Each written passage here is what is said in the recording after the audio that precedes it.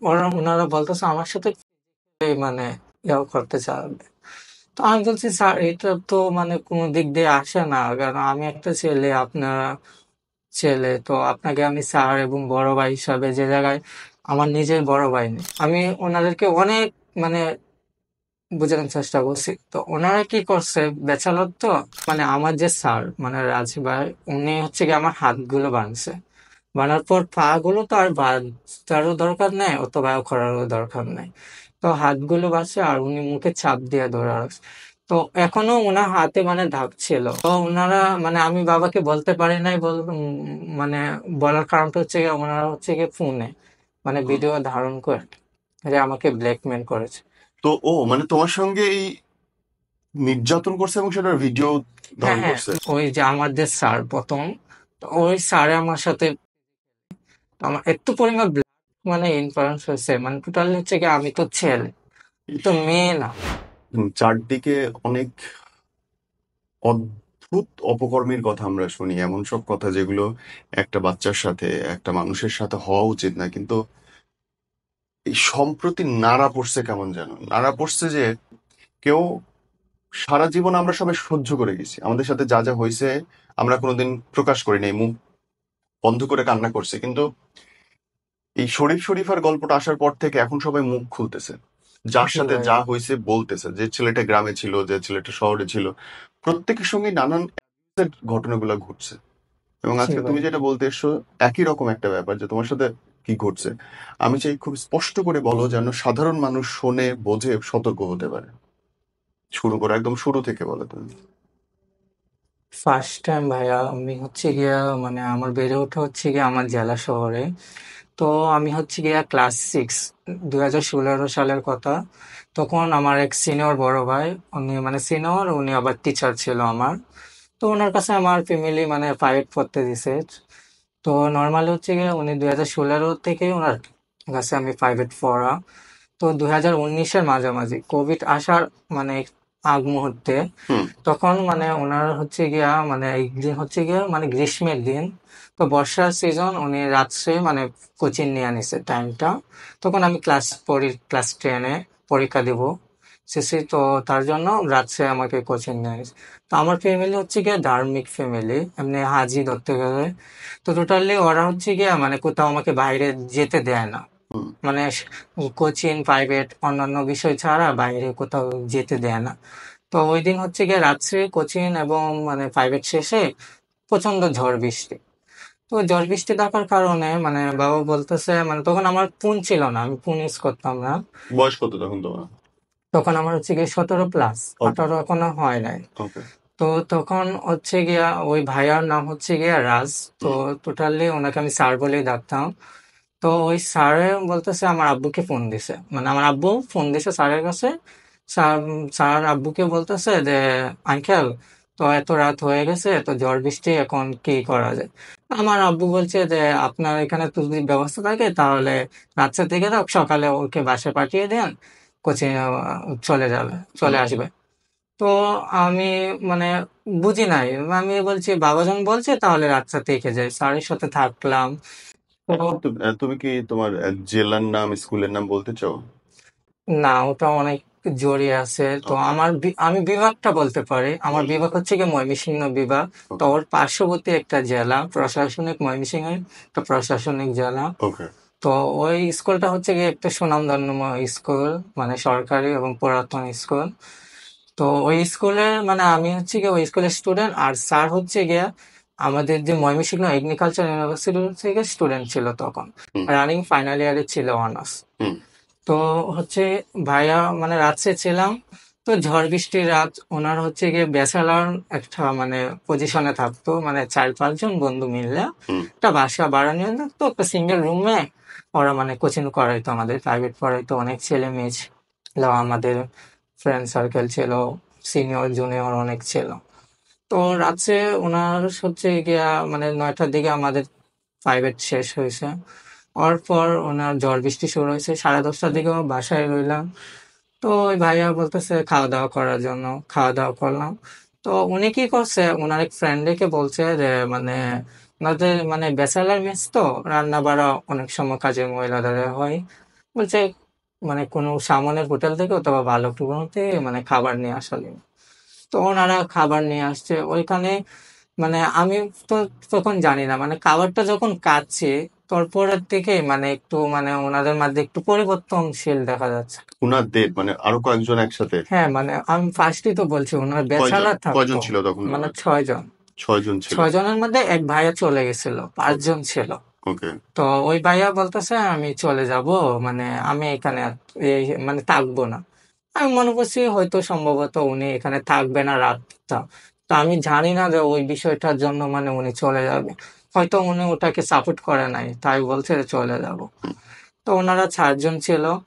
তো মানে খাবার দাবার শেষ হলো রাত 11টা 11:30, ওনার সিনিয়র স্যার ওনারা আড্ডা দিছে। তারপর এখানে আরেকটা বিষয় হচ্ছে গিয়ে ওনারা একটু নেশা করতো। হুম। তো বিড়ি সিগারেট টোটালি ওটা সবাই খায়, ছেলে মেয়ে। তো ওনারা একটু অ্যালকোহলও ইউজ করছিল ওই দিন। তো আমি আমার রুম মানে ওনার রুমে আমি শুয়ে রয়েছি, ওনারা পাশের রুমে বসে অ্যালকোহল ইউজ করছে। তো করার পর স্যার আসছে, আমার এই যে স্যার ওই ভাই আসছে।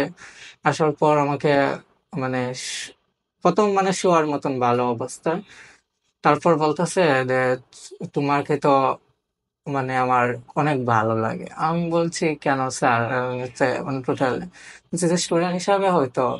দিয়ে বলতেছে তো তোমাকে একটা কাজ করতে হবে। আমি বলছি কি? তারপর আমি বলছি কি?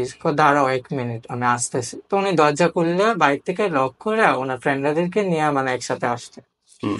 আসার পর ওনারা বলতেছে যে আমাদের সাথে তোমার মানে ওনারা বলতেছে আমার সাথে ফিজিক্যালি মানে ইয়াও করতে চাবে। তো আমি বলছি স্যার এটা তো মানে কোনো দিক দিয়ে আসে না, কারণ আমি একটা ছেলে, আপনারা ছেলে, তো আপনাকে আমি স্যার এবং বড় ভাই হিসাবে যে জায়গায় আমার নিজের বড় ভাই নেই, মানে আমি একা আমার ফ্যামিলিতে, তারপর আমার ছোট বোন কিছুদিন হয়েছে হয়েছে। তো মানে আমি ওনাদেরকে অনেক মানে বোঝানোর চেষ্টা করছি। তো ওনারা কি করছে, ব্যাচেলর তো ওই গামছা দিয়ে মানে আমার হাত বাঁধছে একজন ভাইয়া। ওর ভাইয়ার নিক নাম হচ্ছে গিয়ে অনিক। আর আরেকজনের নাম হচ্ছে গিয়া আরেকজনের নাম হচ্ছে গিয়ে রুবেল। আর আরেকজনের নামটা আমার মানে মনে আসতেছে না, অনেক দিনের কথা তো। তো একজন একটু হুজুর টাইপের বলতে, ওনার দাড়ি ছিল, নামাজ পড়তো। আর ওই যে ভাইয়ার বলছি না চলে গেছে, উনি মানে পুরোপুরি মানে একজন ধার্মিক লোক ছিল, নামাজ অন্যান্য বিষয়। তো উনি বলছে আমি এগুলোতে নেই, মানে আগে যে মানে আমি মানে এইসব বুঝার আগে যখন বলছিল যে আমি এগুলোতে নেই, তোরা তাক আমি চলে যাচ্ছি। হুম। তো তারপরে বুঝতে পারলাম যে ভাইয়া হয়তো এর জন্যই বলছে যে মানে উনি এই কাজে থাকবে না, তার জন্য চলে। তো ওই যে ভাইয়া, যে নামটা আমার মনে আসতেছে না এখন, মানে ওই ভাইয়া মানে আমার মুখের মধ্যে ছাপ দিয়ে ধরছে। ধরার পর আরেকজনে মানে আমার যে স্যার মানে রাজ ভাই, উনি হচ্ছে কি আমার হাতগুলো বাঁধছে। বানার পর পা গুলো তো আর বাঁধারও দরকার নেই, অত ব্যয় করারও দরকার নেই। তো হাতগুলো বাঁচছে আর উনি মুখে চাপ দিয়ে ধরে রাখছে। তো এখনো ওনার হাতে মানে দাগ ছিল, মানে উনি যদি কাছে থাকতো, ওই যে ভাইয়ার নাম মনে আসতেছে না, ওনার হাতে এখনো হয়তো মানে আমার মানে কামড়ের দাগ ও মাই এখনো গড। আছে। মানে আমি আমার যতটুক শরীরের শক্তি ছিল ততটুক দিয়ে কামড় দিচ্ছি দাঁতে। ইস। তারপর উনি কি করছে ওখানে রাগ পায় মানে আমাকে দিচ্ছে চর। তো আমি মানে পেস্টটা করতে পারবো না, টোটালি আমার এখানে এখনো দাগ আছে কাটার। ও তো মাই গড। পরবর্তীতে আমার ফ্যামিলি যখন আমি সকালে গেছি, তখন আমার ফ্যামিলি মানে আমার জিজ্ঞেস করছে "রে, তোমার গালে মানে কাটলো কিভাবে?" তখন আমার স্যারই আমার বাবাকে ফোন দিয়ে বলছে যে বৃষ্টির দিন বাথরুমে, বাইরে বাথরুম পিছলাকে পড়ে আপনার ছেলে মানে এসাদ পড়ে গিয়া মানে কেটে গেছে। তো আমরা ট্রিটমেন্ট করছি রাত্রে নিয়ে একটা ফার্মেসিতে। তো ওনারা মানে আমি বাবাকে বলতে পারি নাই মানে বলার কারণটা হচ্ছে গিয়ে ওনারা হচ্ছে গিয়ে ফোনে মানে ভিডিও ধারণ করে যে আমাকে ব্ল্যাকমেল করেছে। তো ও মানে তোমার সঙ্গে এই নির্যাতন করছে এবং সেটার ভিডিও হ্যাঁ, ধারণ হ্যাঁ, করছে? মানে ধারণ করা হচ্ছে, মানে আমার বাবাকে যদি বলি, মানে আমার ফ্যামিলি হচ্ছে গিয়ে মোটামুটি আমাদের যে জেলা শহরে থাকে। তো ওই শহরে আমার দাদা যে উনি মানে প্রয়াত, তো ওনাকে মোটামুটি 8-10 জন মানুষ চিনে। তো আমার মানে এটা যদি আমার ফ্যামিলি পর্যায়ে জানা হয়, তাহলে মানে ওদের অনেক ধরনের মানে সমস্যা পড়তে পারে। তো তার জন্য এই এই ধরো, যাকে তুমি শিক্ষকের মতো বড় ভাইয়ের মতো হ্যাঁ, সম্মান করো, আমি সেই ওনাকে লোকটা। ওনাকে আমি আমার নিজের বড় ভাই, মানে আমার ফ্যামিলিতে মানে বিশ্বাস করবেন না ভাইয়া, মানে আমার বাবা মা যদি জানতে পারে বিষয়টা, তাহলে মানে ওরে মানে কি পরিমাপ দেওয়া করবো, মানে হিসাব ছাড়া। আমাদের নিজের ভাইয়া, মানে আমি ছিলাম তো একা, আমার বোন পরবর্তীতে হয়েছে। তো আমার ভাইয়ার মর্যাদাটা মানে আমার ফ্যামিলি দিছে, মানে আমাকে মানে না খাওয়ায় ভাইয়াকে সাহায্য করছে, মানে বেচারার লাইফ। অনেক সময় দেখা যাচ্ছে ওনার টিউশনি, পড়াশোনা, অন্যান্য বিষয়গুলো আমার বাবা মোটামুটি সাহায্য করছে। হুম। মানে আমাকে তো প্রাইভেটের টাকা দিছেই টোটালি, করার পড়ার যে বেতন ওটা দিছে, তারপর ওনাকেও মানে মাঝে মাঝে সাহায্য করছে। লজ্জা পাই, মানে বাবা বলছিল লজ্জা পেও না, যদি আমার হাতে থাকে তোমাকে দিয়ে সাহায্য করো। তো দিছে তো, আর আমি পূর্বের খাইনিটা চলে যায়। তো আমি যখন মানে আমি কামড় দিছি হাতে ভাইয়া, বুঝছেন?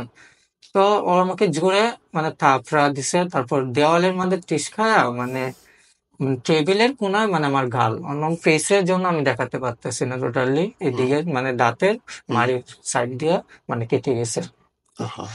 তারপর ওনারা মানে ওই রক্ত মাখা নিয়ে আমাকে মানে সুতি আর কাপড় আছে না, হুম। এই কাপড় দিয়ে মানে মুখ বাঁধ দেওয়া হচ্ছে, যাতে হুম। মানে আমার অক্সিজেনটা মানে স্বাভাবিক থাকে। হুম। তারপর ওই যে আমাদের স্যার প্রথম, তো ওই স্যারে আমার সাথে ফিজিক্যালি, তো আমার এত পরিমাণ ব্লাড মানে ইনফারেন্স হয়েছে, মানে টোটালি হচ্ছে কি আমি তো ছেলে, ইস। তো মেয়ে না।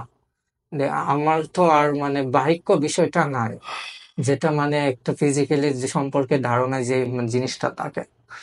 তো প্রচুর পরিমাণে ব্লাড হয়েছে। তো তারপর যে মানে আমাকে মানে মুখে ধরে রাখছিল, সে একটু ভয় পাইছে, ভয় পাইয়া বলতেছে যে রাজ, প্রচুর পরিমাণে ব্লাড বের হচ্ছে, তো এখন কি করা যায়? কোনো সমস্যা নাই, দেও করে আবার শুরু করে। তো তারপর ওর পরে ওই যে অনেক ভাই, উনি, তারপর হচ্ছে গিয়ে রুবেল ভাই, উনি একাধারে, তারপর ওই যে আমাকে ধরছে ও একটু ভয় পেয়ে গেছে, মানে ও তো একটু ব্লাডের কারণে। তারপর আমার মুখ দিয়েও ও মানে যা মানে করতে চাচ্ছে না আমার সাথে এই ইমোশনাল বিষয়টা। ইস। তারপর ওরা মানে জোরে জোরে বলতেছে, তুই কি পুরুষত্ব, পুরুষ নাকি অন্য কিছু, তুই কোনো করবে না, সুযোগ ছাড়বে না। তো ভাইয়াও করছে।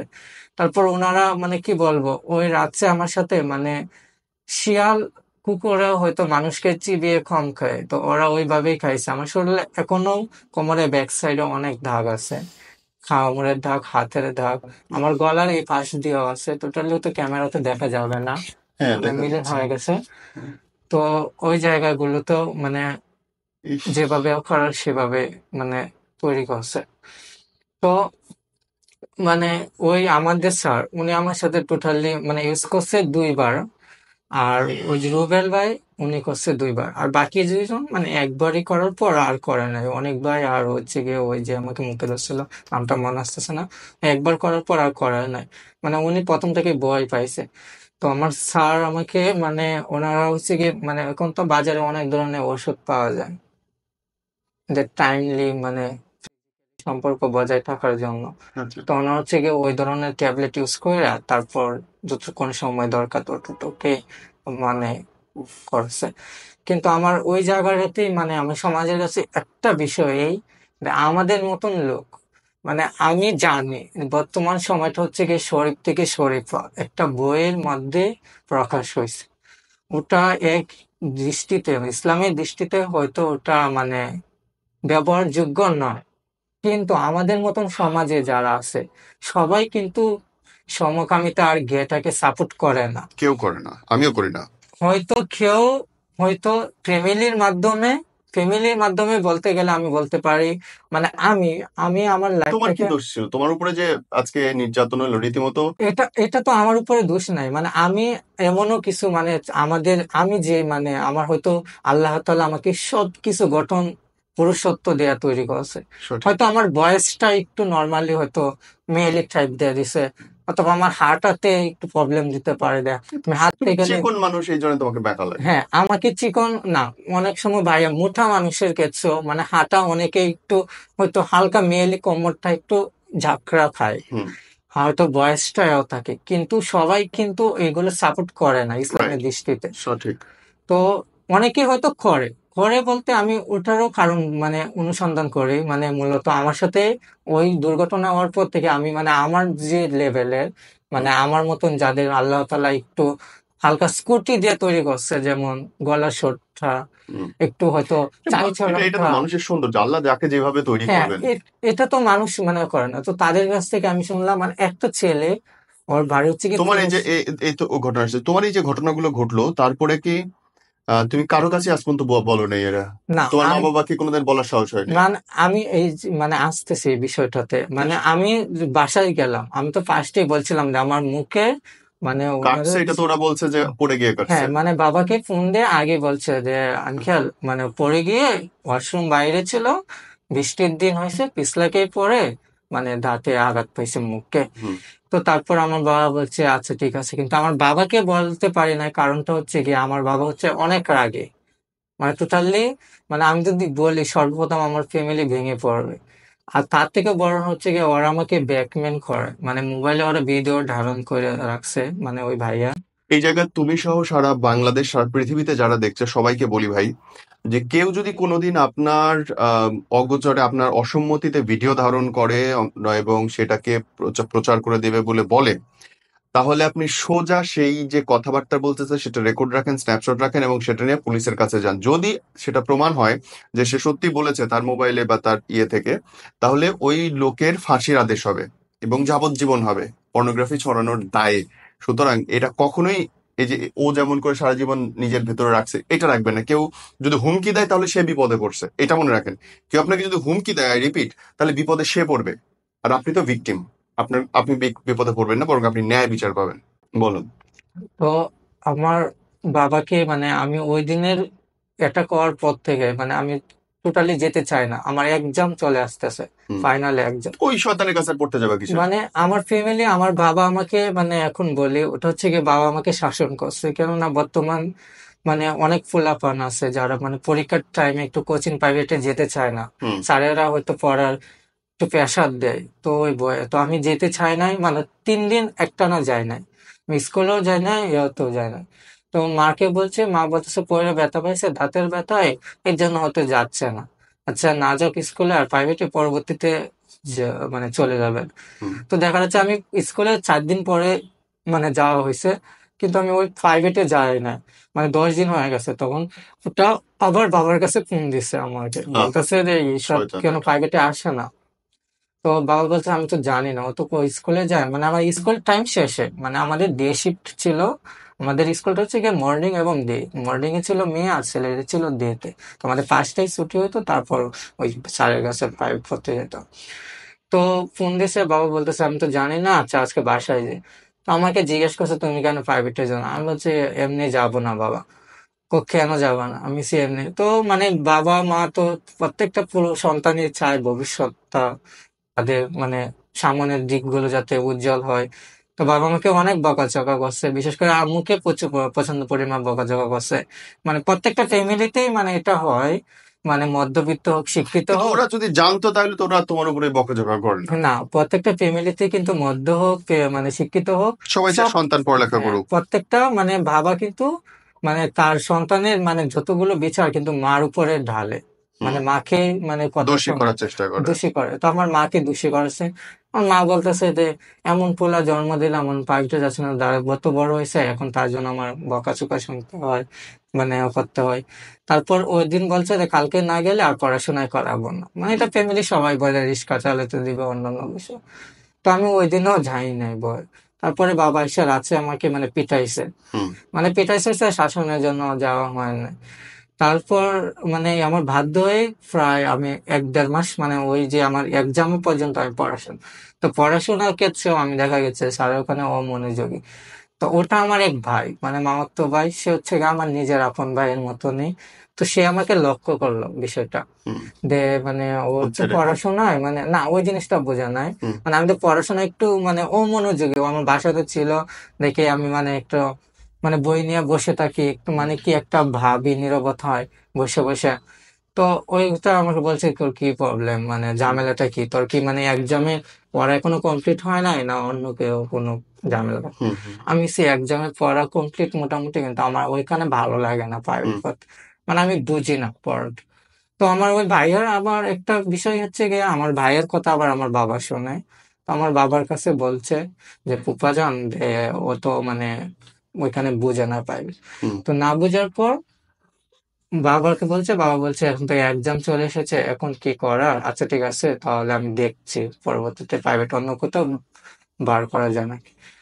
তো বাবা ওনার এক ফ্রেন্ডের মানে মাধ্যমে আমাকে প্রাইভেটে দিল, ওইখানে গেলাম, একটু স্বস্তি বোধ করলাম। কিন্তু ওই যে এক শহরে বসবাস, অনেকে আমাকে চেনে, হুম তারপর প্রায়শই আমাকে ব্ল্যাকমেল করে রাস্তায়। আমি তো ভিডিওটা হচ্ছে কি আমি টোটালি জানি না, তো উনি মানে একটা ফোন ধইরা বলছে এই যে ভিডিওটা করা, মানে ওইখানে হচ্ছে জাস্ট আমাকে দেখা যাচ্ছে। তো ওনারা যে আমার সাথে করছে অতটুকু দেখাতে পারে না। আর আমি ফোন কাইরা নিতে চাচ্ছি ডিলিট করার জন্য, উনি মানে আমার হাত থেকে খাইরা নিছে। হুম জাস্ট আমি দেখতে পাচ্ছি যে আমাকে ওই অবস্থাতে মানে দেখা যাচ্ছে যে মুখ বাঁধা, পা বাঁধা। তো উনি পড়ার পর উনি আমার এক্সাম, যখন ফাইনাল এক্সামের 15 দিন আগে উনি আমাকে আবার রাত্রে আটকাইছে।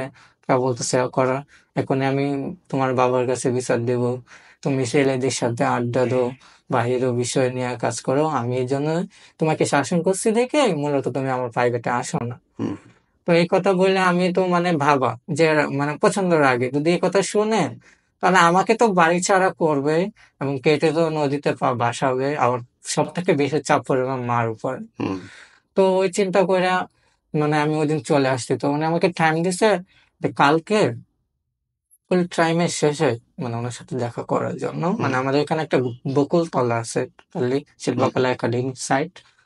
তো ওইখানে আমি গেলাম সন্ধ্যার পর, মানে ব্ল্যাকমেলের শিকার যেতেই হবে, যদি বাবার কাছে বলে ওই বিষয়টা যান। তো গেলাম। তো উনি আবার মানে আমার সাথে ওই কাজটা করছে, মানে ওই দিন একা। হুম। তো ওই দিন একা করার, রাস্তায়। হ্যাঁ হ্যাঁ, ওই রাস্তায় বলতে ওনার বাসায় নিয়ে গেছে। ওকে। তো নেওয়ার পর উনি সেম টু এইট দিয়ে করছে। তো আমার কি হচ্ছে গিয়ে এক্সাম শুরু হওয়ার কথা। তো ভাগ্যিস আমার এক্সামটা একটু শহর থেকে একটু বাইরের সাইডে পড়ছিল, মানে স্কুলে। হুম তো আমি আমার নানার বাসাতে চলে গেছি। তো নানার বাসাতে যাওয়ার কারণে দেখা যাচ্ছে আমি বেঁচে পরবর্তীতে আর গেছে। মানে ওনার সম্মুখীন হতে পারিনি। তারপর আমার ইন্টারমিডিয়েট আমি বিভাগীয় শহরে পড়াশোনা। তো উনি আমাকে পায় নাই, অনেক চেষ্টা করছে, আমি তখন তো আমার ফোন ছিল না। তো উনি আমাকে চেষ্টা করলেও পাবেন। তারপর আমি তো ইন্টারমিডিয়েটে উঠলাম, প্রত্যেকটা পোলাপানের ফোন থাকে। তো আমার অনেক ফ্রেন্ড সার্কেলের কাছ থেকে মানে উনি চেষ্টা করছে আমার ফেসবুক আইডি, আমার কন্ট্যাক্ট নাম্বার, অন্যান্য বিষয়টা। কিন্তু মানে আমার ফ্রেন্ড সার্কেলে বলেছি যে স্যারকে দিবেন। কিন্তু আমার একটা বন্ধু ছিল, মানে তার সাথে আমি মানে শেয়ার করছিলাম। ও হচ্ছে গিয়ে ওর বাবা মানে একজন মানে কমান্ডার ছিল সেনাবাহিনী। তো উনি আমাদের ওখানে থাকতো, ওর বাড়ি হচ্ছে গিয়ে রাজশাহী। তো আমার সাথে ইন্টারমিডিয়েট মানে যখন উঠবে, তখন ওর বাবা এখান থেকে রিটায়ার হয়ে চলে গেছে। একমাত্র ও জানে। তো ও আমাকে একটা মানে সলিউশন দিছিল যে তুই ওরে এমন একটা নির্জন জায়গায় ঢাইকা তারপর আমি আটকায় ওর ফোনটাও করবো। তো তারপরে আমি একটু ভয় পাইছি, মানে ও নির্জন জায়গায় যাবো, বা ওর ফোন নেবো, যদি পরবর্তীতে আমার উপরে আরো ধরনের করে।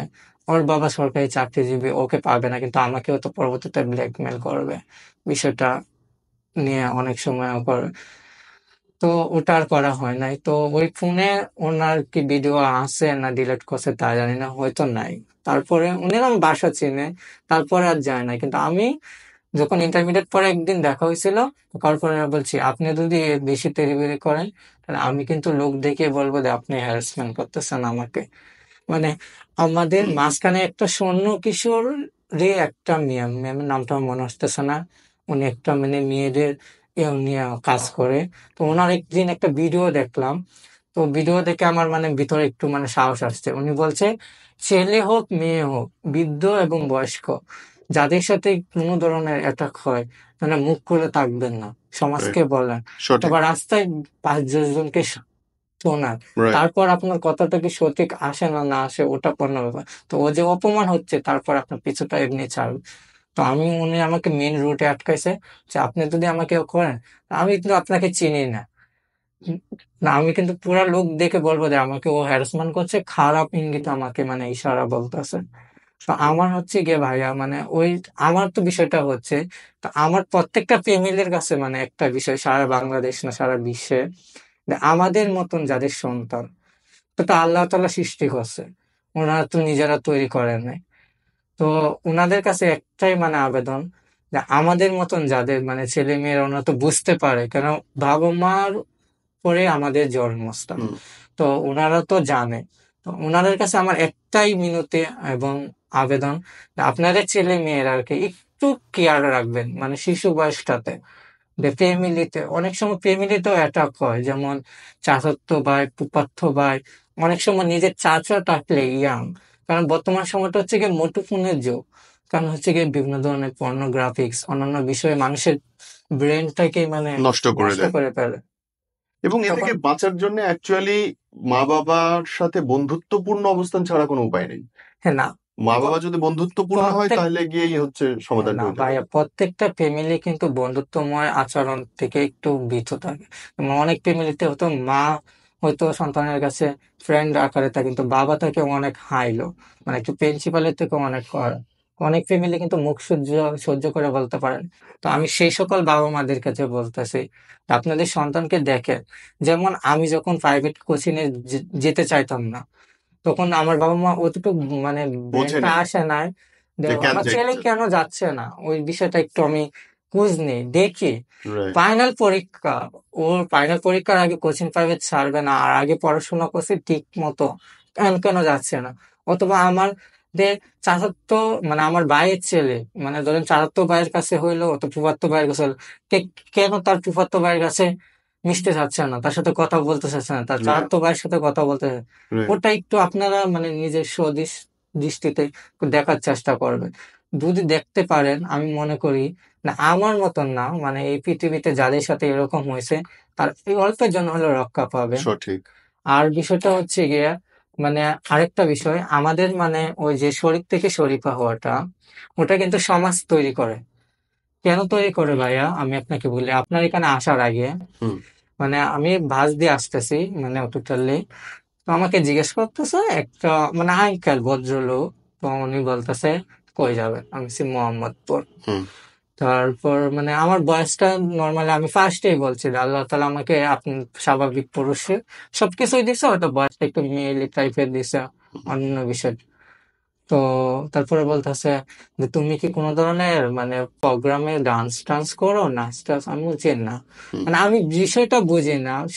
অধিকাংশ লোকে মানে শিল্পকলা অন্যান্য বিষয়গুলোতে ছেলেরা যদি কোনো কারণ বিষয়ে অভিনয়, থিয়েটারে, ডান্সে, অন্যান্য বিষয় থাকে, তখন আমাদের সমাজটা মনে করে ওই ছেলেটা হচ্ছে গিয়ে, মানে আমি বাংলায় যেটা বলতেছি ভাই আপনার হুম। সামনে, হুম। বলে হাফ লেডিস।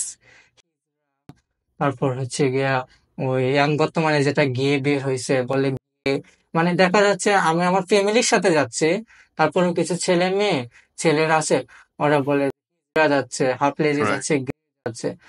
তখন আমার মানে ওই বিষয়টা অনেক খারাপ লাগে, যে আজকে ভাই তোদেরকে হয়তো আল্লাহ তাআলা পরিস্পষ্ট ভাবে তৈরি করেছে, আমাদেরকেও দিছে, তো আমরা স্বাভাবিকভাবে চলার চেষ্টা করি, কিন্তু ওই সমাজ আমাদেরকে মানে আর চোখে দেখার কারণে আমরা মানে স্বাভাবিকভাবে ইমোশনালি মানে আমরা চলতে পারি না হুম। বিষয়টা। হুম। মানে দেখা যাচ্ছে একটা ছেলে যদি ঘরে বসে থাকে, এই হ্যারাসমেন্টের শিকার হয়ে বাইরে ঘরে বসে থাকে, তখন পাশের প্লেটের আন্টিরা বলবে, ভাবি আপনার ছেলে তো মেয়ের থেকেও আদম, একদম বের হইতেছে না, আমার ছেলে তো বাইরে খেলতে যাচ্ছে, হুম। ঘুরতে যাচ্ছে, অন্যান্য বিষয়গুলো। তো ওই আন্টিকে বুঝতে হবে যে আমার ছেলে যে খেলতে যাচ্ছে, ঘুরতে যাচ্ছে, ওই ছেলে যাচ্ছে না, আমার ছেলে কিন্তু ওকে অপমান করতেছে। হুম। মানে হয়তো আমি ক্রিকেট খেলতে যাচ্ছি, বলবে তুই তো হাফ লেডিস, কি খেলবি, বলার আগে তো চলে যাবে, তোরা কি আসা, তুই মেয়েদের সাথে যা, খেলা কর। তখন ভাইয়া ওই জায়গাটাতে মানে কার মনে কষ্ট না লাগবে, তখন সে আর কত লাঞ্ছনা বোধ করবে, তখন সে নিজেকে একা গুটিয়ে রাখার চেষ্টা করবে। আরেকটা বিষয় হচ্ছে গিয়ে আমাদের মতন যারা স্কুল কলেজ ইউনিভার্সিটি লাইফে পড়াশোনা করে, হুম। নর্মাল ফ্রেন্ড গুলো যারা, ওদের সাথে যদি চলতে যায়, হুম। তো দেখা যাচ্ছে ওদের যে কিছু ফ্রেন্ড থাকে, তখন মানে আমি মানে টোটালি আমি একটা বাংলাদেশে একটা সুনামধন্য ইউনিভার্সিটিতে পড়াশোনা, ঢাকাতে পড়ালেখা। হ্যাঁ ঢাকাতেই পড়াশোনা। তো আমি আমার ইউনিভার্সিটির নামটা বলতে চাচ্ছি না, হুম। মানে গোপনীয়তার জন্য। তো আমি মানে দেখি অনেক সময় আমার সাথে হয়, অনেকের সাথে হয়, দেখা যাচ্ছে নর্মাল ফ্রেন্ড সার্কেলের সাথে চলতে গেলাম, হুম। মানে ক্লাসের শেষে আড্ডা দেওয়ার সময় ক্যাম্পাস অন্যান্য, তখন ওর যে মানে আমাদের থেকে মানে যারা স্বাভাবিক ফ্রেন্ড, তো ওরা জিজ্ঞেস করে, তুই কি এসব হাফ লেডিসের সাথে চলিস, এসব হিজড়ার সাথে চলিস? মানে তখন মানে ওই যে আমার যে মানে যে আমাকে একটু আপন ভাবে, যে আমাকে ওই হাফ লেডিস ভাবে নাই, মানে হিজড়া ভাবে নাই, ঘে ভাবে নাই, অথবা অন্যান্য বিষয়গুলো ভাবে নাই। হুম। তো ও নাই ভেবে আমাকে মানে ফ্রেন্ডের হাত বাড়ায় দিছে, বন্ধুত্বের হাত বাড়ায় দিছে ওদের সাথে। কিন্তু ওই যে ওর আরেক ফ্রেন্ডের কাছে শুনে সে তখন নিজে লজ্জাবোধ হয়ে যায়। মানে লজ্জাবোধ হওয়ার কারণে সে দেখা যাচ্ছে পরবর্তী সময় আমাকে ইগনোর করে। আমি যদি কথা বলতে চাই নর্মালি হয়তো ৮-১০ জন থাকলে কথা বলে, ৮-১০ জন থাকলে চলতে চায় না, কোথাও একটু আড্ডা দিতে চায় না, একটা রেস্টুরেন্টে বলেন, একটা বারে বলেন, একটা কফি হাউসে বলেন, মানে আমাকে একটা একটা জিনিস বলো ভাইয়া শেষে এসে, যে এই যে তোমার সাথে ঘটনাটা ঘটলো এবং এর প্রভাব তো তোমার উপরে সারা জীবন। হ্যাঁ, আমি ওর পর এরপরে আমি অনেক মানে ব্যথা সহ্য করছি। মানে বিষয়টা হচ্ছে গিয়ে আমারটা হচ্ছে গিয়ে আমি ফার্স্টে বলছি আমি তো মেয়ে না। প্রায় মানে মেয়েদের বিষয়টা হচ্ছে গিয়ে মেয়েরা হচ্ছে গিয়ে শিকার হইলে ওদের ট্রিটমেন্ট করা যায় একটা গভর্নমেন্টে। ছেলের একটা ছেলের ট্রিটমেন্ট ট্রিটমেন্ট কেন করা এখন? যায় না, করা যাইলেও সমাজ সেটাকে অন্য চোখে দেখবে, লজ্জায় ভূতে ফ্যামিলি নিয়ে যাবে না হসপিটালে। আর একটা মেয়ের সাথে আমি এটাও একটা জিনিস, যে বর্তমান ছেলেরা এত মানে ইয়া হয়েছে মোবাইলে পর্নোগ্রাফি বিষয়ে, যে মেয়েদের প্রতি যতটুকু ফিল আসে ওদের মতন ছেলেদের, স্বাভাবিক ছেলেদের প্রতি, ছোট বাচ্চাদেরকেও ছাড় দেয় না। আমি অনেক নিউজে বিভিন্ন বিষয় দেখি। সারা মানুষ এটা নিয়ে কথা বলতেছে এবং সেটা খুব উচিত, কারণ আমরা প্রত্যেকেই কোনো না কোনো সময় নিজের মনে আছে বা মনে নাই আমরা কিন্তু একটা পুরুষের দ্বারা নির্যাতনের শিকার হয়েছে। হুম এবং হুম আমি আপনাকে অনুরোধ করতে চাই যে ধরেন কথাটা বলবেন, কথাটা বললে হবে কি, যে সাহস পাবে না অন্য মানুষরা আর এরকম বাজে আচরণ করতে। আপনার সন্তানের সাথে, আপনার মেয়ে বা ছেলের সাথে যে এটা হচ্ছে না, আপনি কিন্তু জানবেন না আনটিল আনলেস ও আপনার বন্ধুর মতো বিশ্বাস করে কথাটা বলছে। সো স্পিক আপ, কথা বলেন এবং প্রতিবাদ করেন brother. For the last time, if you want to say something. তো আমি মানে সারা পৃথিবী এবং সকল বাংলাদেশ এবং সকল এই মানে সুশীল সমাজের মানে সুশীল মানুষদেরকে একটাই অনুরোধ, আপনারা প্লিজ আমাদের মতন যারা মানে টোটাল যাদের আল্লাহ তাআলা হয়তো অল্প একটু স্কুট দিয়ে তৈরি করছে, হয়তো দেখা যাচ্ছে বয়সটা একটু হাতের স্টাইলটা, তো প্লিজ মানে আমাদের শ্রদ্ধ সিনিয়র বড় ভাইরা, ছোট ভাইরা, প্লিজ রাস্তাঘাটে এরকম হ্যারাসমেন্ট করবেন না, ইজরা হাফ লেডিস অন্যান্য বিষয়গুলো বইলে। কারণ দেখা যাচ্ছে আমাদেরও ফ্যামিলি আছে, আমাদেরও ফ্রেন্ড সার্কেল আছে, তো তাদের সামনে আমরা লজ্জা বোধ করি। আর আমি সকল বাবা মাদেরকে একটা কথা বলবো, আপনারা প্লিজ আপনাদের সন্তানকে একটু গুরুত্ব দেন। বর্তমান সময়টা হচ্ছে গিয়ে সোশ্যাল মিডিয়ার যুগ, বাবা মা তাকে অনলাইনের যুগে। তো আপনারা আপনাদের সন্তানকে একটু খেয়াল রাখেন, স্কুল কলেজ প্রাইভেট কোচিং অন্যান্য বিষয়গুলোতে তারা কি ভাবে চলতেছে, কিভাবে যাচ্ছে এবং কেন যাচ্ছে না, এবং নিজের আত্মীয় স্বজনের যে ভাই বা উম ভাই, অন্যান্য চাচা কাকা, ফ্যামিলি এবং বাহিরে বড় ভাই সিনিয়র যাদের, ওদের সাথে কেন মিশতে চাচ্ছে না, আপনাদের সামনে ওরা ভয় পাচ্ছে কেন। শুধু আমাদের ছেলে না, একটা শিশু বাচ্চা, একটা মেয়ে, মেয়েদের ক্ষেত্রেও সেম টু হয়। যেমন 6 থেকে 8 বছর, 7 বছরের ভাইয়া হুম। মেয়েরা, ওরা কিন্তু অবুঝ, ওরা বুঝে না। সঠিক। ওদের কিন্তু আমি আমি মানে শুনছি আমাদের ডিস্ট্রিক্টের একটা কাহিনী প্রায় 2021-এ। তো ওর হচ্ছে গিয়ে নিজের চাচ্চু মানে ও মানে হ্যারাসমেন্ট করছে। হুম। মানে ওর বাবা একদিন দেখছে মানে ওর গায়ে মানে এত পরিমাপ মানে হাত দিচ্ছে। হুম। মানে বিষয়টা, ওর মেয়ে তো ছোট বাচ্চা, মানে ক্লাস হুম। 6-এ পড়ে, 6-এ পড়ে। তো ও বুঝতে পারে নাই যে কাকা আদর করে হতো তার ইস। শরীরে হচ্ছে মানে ছোঁয়া মানে টাচ করতেছে বিভিন্ন জায়গাগুলো, অঙ্গগুলো মানে নিষিদ্ধ। ইস ইস ইস ইস তো ইস। তো আপনারা এই বিষয়টা একটু খেয়াল রাখবেন, যে আপনারা হয়তো বাসাতে সবাই কর্মব্যস্ততায় চলে যান, তা আপনাদের বাচ্চারা খাওয়ার প্রশ্ন কাচ্চুয়াটা মানে স্বাভাবিক নিচ্ছে, কাচ্চুয়াটা অস্বাভাবিক নিচ্ছে, এটা আপনারা একটু বন্ধুত্বময় সুলভ ব্যবহার করে করুন। আর প্রত্যেকটা টিচারকে আমি বলি, বাবা মার পরে স্থানটা হচ্ছে কি টিচার, ওদেরকে হচ্ছে কি সম্মানের চোখে দেখা হয়। তো আজকে আমার সাথে হয়েছে, হয়তো আরো 8-10টা পোলাপানের সাথে এরকম হয়। কাল যদি আমাদের মতন ছেলে, তা না, অনেক মেয়েদেরকেও হচ্ছে, হ্যারাসমেন্ট হচ্ছে, যে প্রাইভেট কোচিংয়ে তাদের টিচাররা মানে তাদের সাথে শারীরিক সম্পর্ক করতে, ব্ল্যাকমেইল করছে, ভিডিও ধারণ করে, ফ্যামিলির বইয়ে বিভিন্ন ইয়ার কারণে ওর মতন অনেক পথ নিচ্ছে। ভালো। কিন্তু আমি হয়তো তা নিতে পারি নাই, কেন আমি হচ্ছে গিয়ে একমাত্র আমার সন্তান, তো আমার বাবা মার চোখের দিকে তো আমার এখানে আসার কারণটা হচ্ছে গিয়ে আমি প্রতিনিয়ত আমি রাত্রে কোনো ঘুমাতে গেলেও আমার ওই দৃশ্যটা মনে হয়। মানে 25শে জুন মানে রাতটা এখন আমার আসলে ওই রাতটা আমি কোথাও বের হয় না, মানে প্রচন্ড আমি ঝড় বৃষ্টি দিনটা আসলে আমি প্রচন্ড ভয় পাই। তো ভাইয়ার ভিডিওগুলো আমি দেখি, দেখে অনুপ্রাণিত হয়ে ভাইয়ের সাথে আমি কন্ট্যাক্ট করি যে ভাইয়ার কাছে যাবো, একটু মনটাকে ফ্রেশ করা যাও, তার যদি জন্যই 10 জন আসা। মানুষ শেখে, যদি 10 জন মানুষ যদি সচেতন আপনারা হয়। 10 জন দেখে শিখে সচেতন হন, হয়তো বাইরের কাছে না আসেন, আপনি প্রতিবাদ করেন, বর্তমান আইন আছে, রাইট। মানে আইনে যে ভিডিও ধারণ করাটা, যেমন ভাইয়া বলছে, উনি আমার অনেক সিনিয়র, তো উনি বলছে যে আপনার অজান্তে যারা ভিডিও করে অন্যান্য বিষয়গুলো করে ওটা আইনে আছে, তো আপনারা ওই বিষয়টা করেন, সমাজকে একটু সঠিক পর্যায়ে নেওয়ার চেষ্টা করেন। আর শিওর। বিষয়টা হচ্ছে কি আমি সব থেকে মানে গুরুত্ব দেব ফ্যামিলিকে, বাবা মাকে। যে বাবা মা শাসন করে সন্তানের ভালোর জন্য, কিন্তু আপনাদের কাছে আমার একটাই অনুরোধ, আপনারা আপনাদের সন্তানকে একটু বুঝে বন্ধুত্বময় চলবে।